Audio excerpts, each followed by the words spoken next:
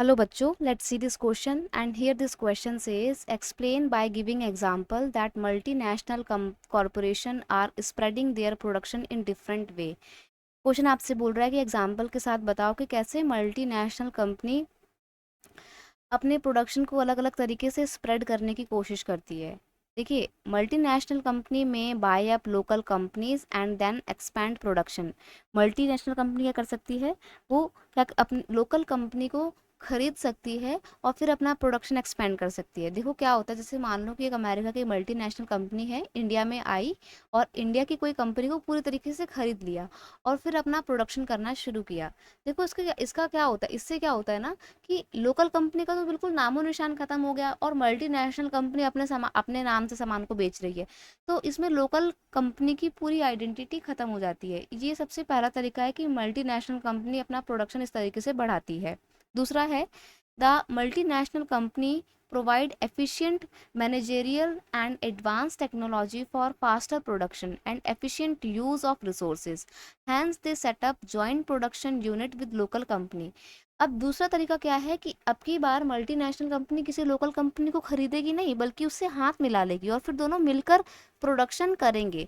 इस जब joint setup में क्या होता है, जब मिलकर प्रोडक्शन की जाती है तो मल्टीनेशनल कंपनी अपनी एडवांस टेक्नोलॉजी और अपना एडवांस टेक्नोलॉजी और अपना मैनेजरियल सेटअप लेकर आती है।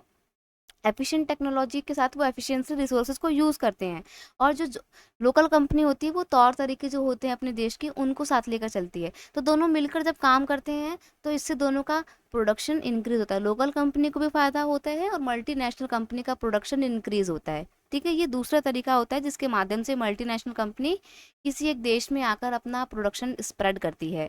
तीसरा तरीका है large multinational company in developed country place order for production with small producer.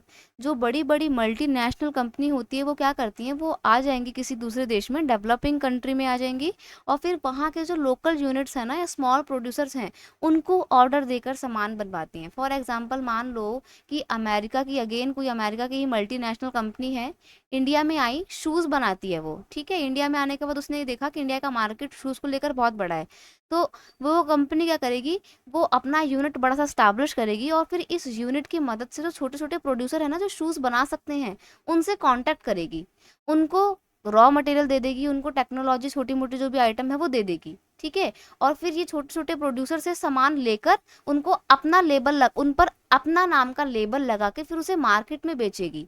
समझ रहे हो, जैसे मान लो कि घरों में लोगों ने काम करना शुरू किया, लोग बॉल बनाते हैं, ठीक है, और बॉल बनाते हैं किसी बड़ी कंपनी के लिए, हो सकता है वो बड़ी कंपनी कोई मल्टीनेशनल कंपनी हो, तो बॉल तो नॉर्मल लोगों ने बनाई, लोकल लोगों ने, और फिर उसको मल्टीनेशनल कंपनी को दे दिया। बदले में मल्टीनेशनल कंपनी ने इन बॉल प्रोड्यूसर्स को पैसे तो दिए, लेकिन बाद में उस बॉल पर अपना लेबल लगा के उसको और महंगे दामों पर बेचा। इस तरीके से मल्टीनेशनल कंपनी अपना प्रॉफिट भी अर्न करती है और प्रोडक्शन को बढ़ाती भी है। तो ये तीसरा तरीका होता है जिसके माध्यम से मल्टीनेशनल कंपनी अपने प्रोडक्शन को स्प्रेड करने की कोशिश करती है। तो ये अलग अलग तरीके थे। I hope you understood it very well. Best of luck.